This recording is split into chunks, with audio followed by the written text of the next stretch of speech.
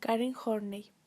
Perspectiva general del psicoanálisis interpersonal. Se construyó partiendo del supuesto de que los factores sociales y culturales, sobre todo de las experiencias de la infancia, desempeñan un papel muy importante en la formación de la personalidad.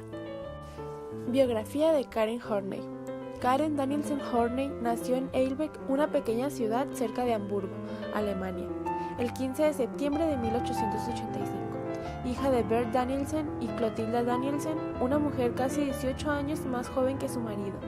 La familia de Horney no era feliz. Sus hermanastros se encargaron de envenenar la relación de sus padres. Karen sentía una gran hostilidad hacia su severo y devoto padre. Lo consideraba un hipócrita religioso, en cambio su madre la idolatraba por el hecho de que se sentía protegida y apoyada siempre por ella. Karen decidió estudiar medicina cuando tenía 13 años. En ese entonces las mujeres no estudiaban la universidad.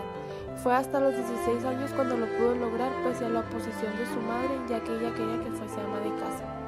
Al paso del tiempo y a la continuación de sus estudios, Karen conoció a Oscar Horney. Todo comenzó con una amistad, pero con el paso del tiempo entablaron una relación y después se casaron.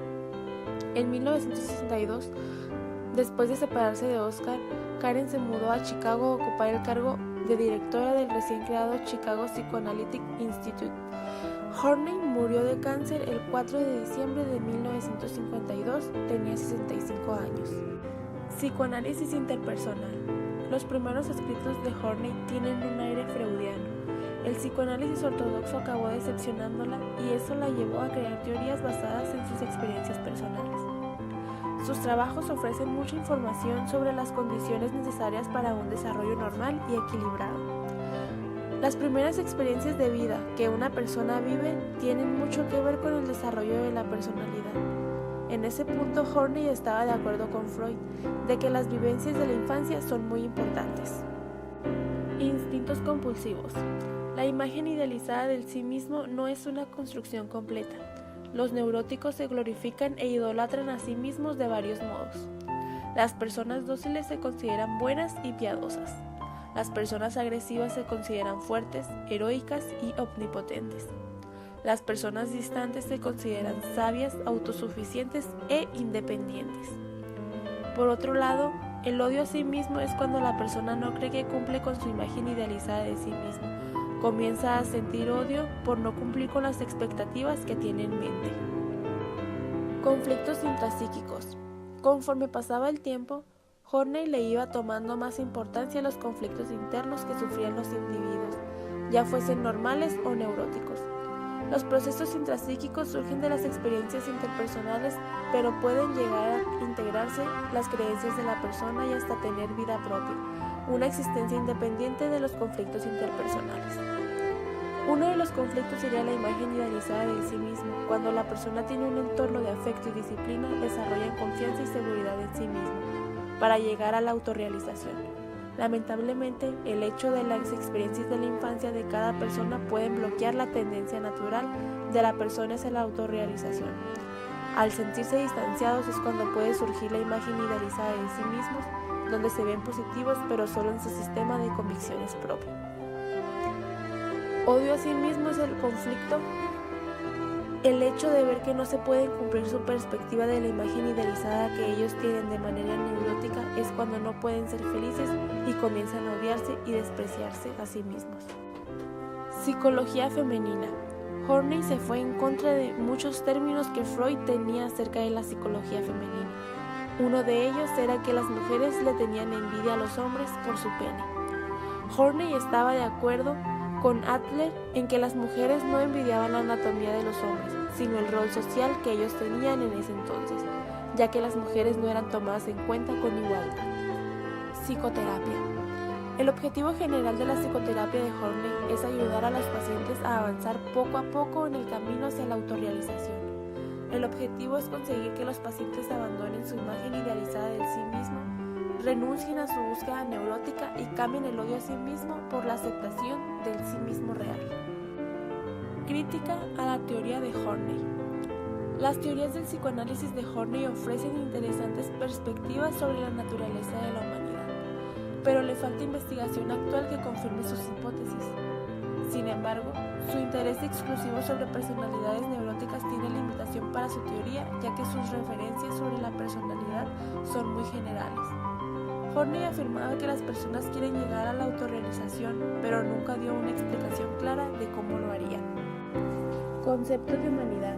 Para Horney, el concepto de humanidad se basaba casi siempre en sus experiencias con pacientes neuróticos. Su noción de la personalidad humana está influenciada en la neurosis. Según Horney, la diferencia entre una persona sana y una neurótica está en las tres tendencias de acercarse a, actuar en contra o alejarse de. En cambio, las personas sanas tienen un amplio margen de elecciones. Incluso las personas neuróticas con ayuda de psicoterapia podrían llegar a tener control sobre conflictos intrapsíquicos. Se puede considerar que el psicoanálisis de Horney tiene ligeramente libertad de elección. Carl Jung, perspectiva general de la psicología analítica. Parte del supuesto de que los fenómenos ocultos pueden influir en la vida de las personas. Jung afirmaba que cada uno de nosotros está motivado no solo por experiencias reprimidas, sino también por ciertas experiencias emocionales heredadas de nuestros antepasados. Biografía de Carl Jung. Nació el 26 de julio de 1875 en Keswick, en una ciudad a orillas del lago Constanza, en Suiza. Carl Jung fue un destacado médico de Basilea y uno de los hombres más famosos de esa ciudad. Por falta de dinero tuvo que estudiar en una universidad cerca de su casa llamada Basilea, en la profesión de medicina. En el año 1900, al terminar su profesión, empezó a trabajar como asistente psiquiátrico de Eugen Bleuler en el Hospital de Salud Mental Brustgolitz de Zúrich. Posiblemente era el hospital con más prestigio del mundo de aquella época. Pasó 40 años de su vida con dos mujeres. En una carta que escribió para Freud el 30 de enero de 1910, le escribió que el requisito fundamental para un buen matrimonio era el permiso para ser infiel. Carl Jung, al regresar de Estados Unidos, un año más tarde renunció a la presidencia de la Asociación Psicoanalítica Internacional y poco después dejó de ser miembro de ella. Entre los años 1913 y 1917, tuvo la experiencia más profunda y peligrosa de su vida, en las profundidades de su propia psique inconsciente. Marvin Wolgert se refería a esta época de su vida como un periodo de enfermedad creativa. Aunque Jung viajó mucho en su vida, siempre mantuvo su nacionalidad suiza. Él y su esposa, que también era psicoanalística. Tuvieron 5 hijos, 4 niñas y un solo niño. Entre las aficiones de Jung estaba el taladro de madera y piedra y la navegación de vela. En 1944 ocupó la cátedra de Psicología Médica en la Universidad de Basilea. Niveles de la psique de Carl Jung.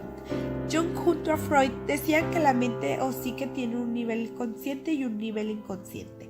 Jung afirmó que la parte más importante del inconsciente no nace de las experiencias personales de cada individuo, sino del pasado remoto de la existencia humana.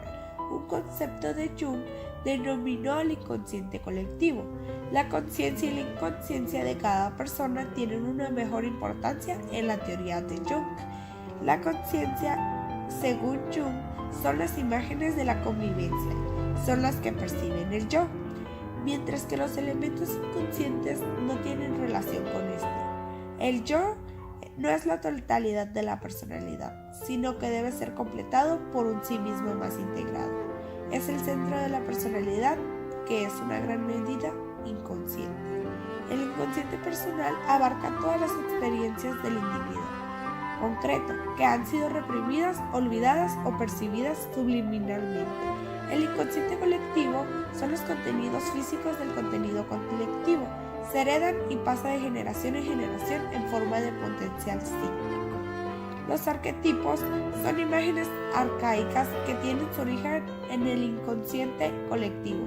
Se asemejan a los complejos porque son conglomeradas de imágenes asociadas por vistos de cargas emocional, pero mientras los complejos son componentes de inconsciente personal. Dinámicas de la personalidad, causalidad y teología. Jung insiste en que la conducta humana está determinada por fuerzas tanto causales como teológicas. La importancia que Jung les daba a este equilibrio se manifiesta en su concepto de los sueños. La perspectiva causal considera que los hechos del presente tienen su origen en experiencias del pasado. La perspectiva teológica sostiene que los hechos del presente están motivados por objetivos y aspiraciones futuras que orientan el destino de las personas. Crítica a la teoría de Jung.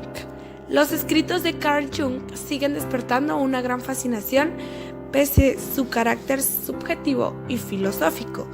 Jung se considera un científico e insistió de que sus estudios sobre religión, mitológicas, folclore y fantasías filosóficas no lo convertían en un místico, del mismo modo que los estudios de Freud sobre el sexo no lo convertían a este periodo sexual.